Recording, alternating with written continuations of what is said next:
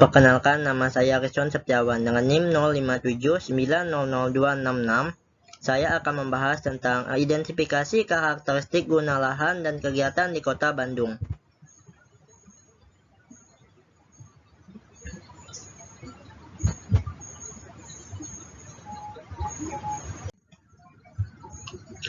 Di sini saya sedang mencakup yang akan dibahas. Di sini ada 18 poin inti bahasanya yang akan dibahas pada slide berikutnya.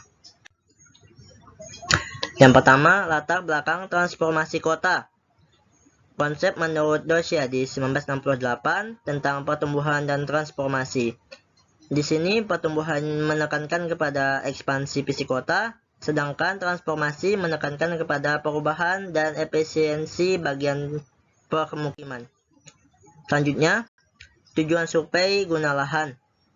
Di sini akan mengkaji dua item. Yang pertama, mengkaji kesesuaian guna lahan dan kegiatan, serta memahami variasi karakteristik kegiatan.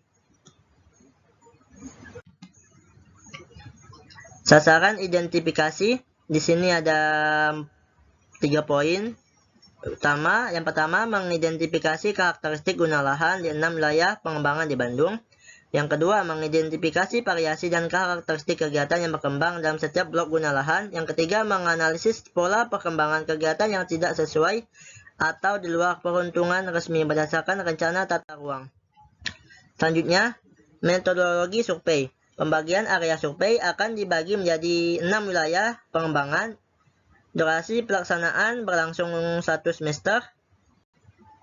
Lanjut, organisasi tim survei dibagi menjadi struktur tim dan pembagian peran, penyusunan proposal dan anggaran, serta proses perizinan dan koordinasi. Klasifikasi guna lahan. Di sini, guna lahan didefinisikan sebagai fungsi dominan suatu kawasan dengan ketentuan khusus. Kegiatan merujuk pada aktivitas pemanfaatan ruang pada suatu parcel. Proses transformasi lahan. Di sini, studi kasus yang dilakukan. Transformasi di wilayah pengembangan di Kota Bandung melalui tahapan penetrasi, invasi, dominasi, dan suksesi. Dampak transformasi yang terjadi berdampak kepada dua sektor, dampak sosial dan dampak ekologi. Pada dampak sosial, salah satunya memicu konflik ruang akibat pembangunan yang tidak sesuai rencana tata ruang. Dampak ekologi, alih fungsi ruang terbuka hijau mengurangi fungsi ekologis vital kota. Kebijakan tata ruang. Peran pemerintah krusial dalam pengendalian guna lahan untuk mencegah pembangunan yang tidak sesuai dengan rencana demi efisiensi dan mitigasi dampak negatif.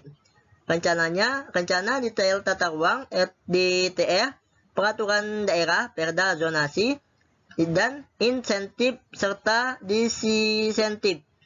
Lanjut, contoh ketidaksesuaian lahan, visualisasi peta tematik, dan kasus industri rumahan. Salah satunya visualisasi peta tematik menampilkan sebaran geografis wilayah pemukiman yang teridentifikasi dengan keberadaan industri rumahan ilegal. Ya, itu pendekatan partisipatif. Teknik pengumpulan data. Pengumpulan data yang sistematis esensial untuk identifikasi karakteristik guna lahan dan kegiatan di Kota Bandung secara akurat. Metode utamanya wawancara, observasi lapangan, dan kuesioner. Kriteria sampel, pemilik lahan, pelaku usaha, dan pemerintahan kelurahan. Analisis data spasial. Di sini ada overlay peta lahan guna existing dan rencana. Yang kedua, identifikasi hotspot dan ketidaksesuaian melalui alat GIS, Sistem Informasi Geografis atau GIS. Studi komparatif WP yang akan dilakukan di Cibeunying dan Gede Bage. Rekomendasi kebijakan. Rekomendasi kebijakan di sini dengan penyesuaian rencana detail tata ruang RDTR berbasis temuan survei dan pemetaan ulang batas blok guna lahan. Strategi penertiban terdiri jadi tahapan penindakan pelanggar, sosialisasi komprehensif, pemberian peringatan, tindakan administratif, penindakan fisik, serta monitoring dan evaluasi.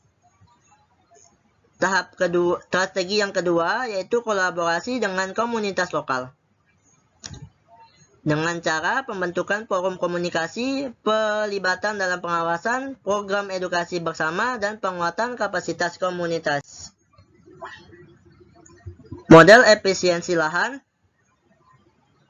yaitu pengembangan beragam guna, mixed use, yaitu integritas fungsi hunian, komersil, dan publik di kawasan padat, dan insentif pajak untuk lahan tidur.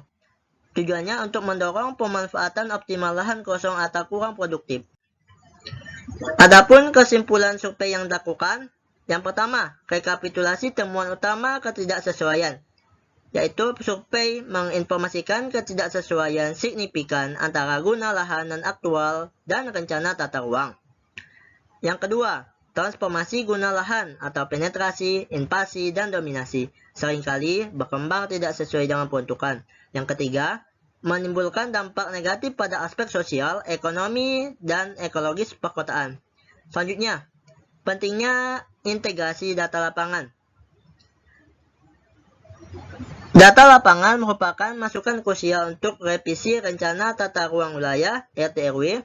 Laporan survei ini menjadi dasar valid untuk proses perencanaan selanjutnya. Integrasi dan data akurat memastikan RT/RW yang lebih adaptif dan responsif terhadap dinamika kota. Sekian, terima kasih. Dan saya akhiri dengan wabillahi taufiq wal hidayah. Assalamualaikum warahmatullahi wabarakatuh.